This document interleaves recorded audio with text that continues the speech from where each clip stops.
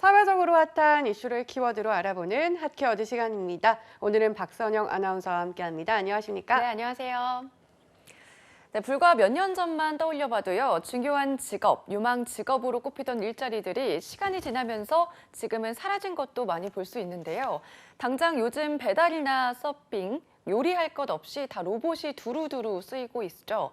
특히 코로나 때문에 비대면 수요가 늘어나면서 로봇 산업 빠르게 성장하고 있는데 미래의 로봇과 자동화로 인한 우리 일자리는 이대로 괜찮은 걸까요? 핫 키워드에서 짚어보겠습니다.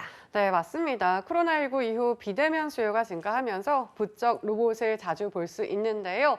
배달 로봇을 도입하는 곳들도 늘어나고 있죠. 네, 유통가는요, 어느 곳보다 로봇 활용이 잘 되는 듯합니다. 무인화 점포가 늘고 있고요. 요즘 가장 많이 보이는 게 키오스크가 있고요.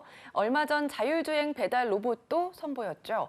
국내 한 배달업체는 실제로 식당 문 앞에서 가정집 문 앞까지 배달해주는 로봇 서비스를 세계 최초로 도입을 했습니다. 네, 이렇다 보니 기업들의 로봇 기술 개발도 치열해지고 있다고요. 네, 맞습니다. LG전자가요, 이미 3, 4년 전부터 똘똘한 로봇 기업 인수를 해서 다양한 분야에서 로봇 제품 출시를 하고 있고요.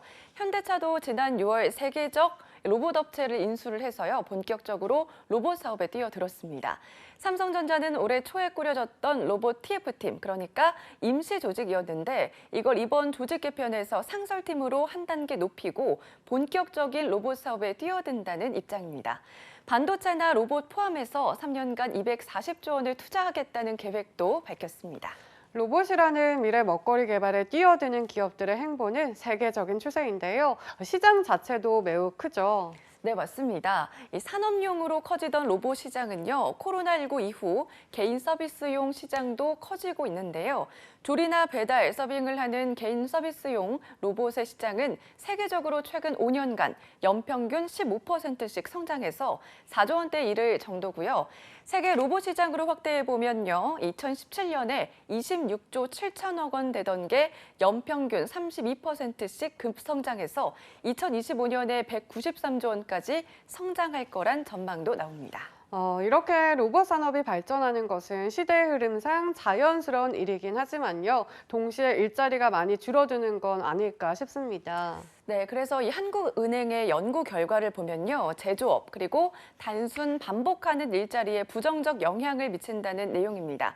우선 우리나라 산업 일터에서 로봇은 얼마나 있을까요? 근로장 10,000명당 산업용 로봇 대수가 774대로 로봇 밀집 세계 2위입니다. 산업 분야에서 그만큼 로봇이 많이 쓰이고 있다는 건데 특히나 비율이 참 높네요. 네, 최근에 10년간 살펴봤더니요. 제조업의 경우 근로자 1,000명당 로봇이 34대가 늘었고요.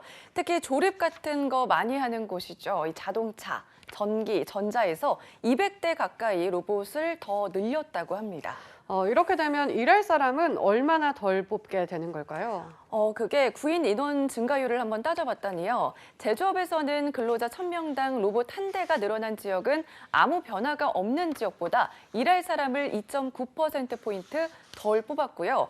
직종별로는 단순 계측이나 반복적 기계 조립에서 2.8%포인트 낮아졌습니다. 네, 실제로 이런 산업 분야뿐만 아니라 요즘은 전문직 일자리에서도 로봇의 영향을 많이 받고 있잖아요. 네, 맞습니다. 이 전문직도 예외는 아닌데요. 세무 신고부터 환급까지 세무사 일을 인공지능이 대신하고 주문에 따라서 주식을 사고 파는 트레이더의 업무도 AI가 담당하고 있고요. 2000년만 해도 골드만삭스 뉴욕 본사에 근무하던 트레이더는 600명이었지만 이제는 2명뿐이라고 합니다. 세계 경제 포럼은 2025년까지 기계가 사람의 일자리 8,500만 개를 빼앗고 대신 9,700만 개가 새로 생길 거라 내다보기도 했습니다. 네, 정형화된 업무를 반복적으로 하는 일자리는 자동화의 영향이 컸지만 창의적인 일의 경우에는 반대로 적용이 된다고 봐야겠죠. 네, 맞습니다. 예를 들어서 사람에 따라서 맞춤형 스타일을 만들어야 하는 헤어 디자이너, 상호 의사소통이 필요한 심리치료사 등이 AI로 대체되지 않을 직업으로 꼽히기도 합니다. 실제로 이번 한국은행 연구에서는요, 전체적 일자리는 줄지 않을 것이라고 했는데요.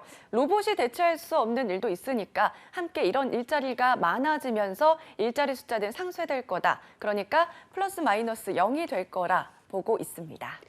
네, 로봇과 인간의 협업, 선택이 아닌 필수가 된 시대인데요. 인간과 로봇이 평화롭게 공존할 수 있는 방법을 고민해야 할 때인 것 같습니다. 자, 지금까지 핫케어드 박선영 아나운서였습니다. 네, 고맙습니다. 그렇습니다.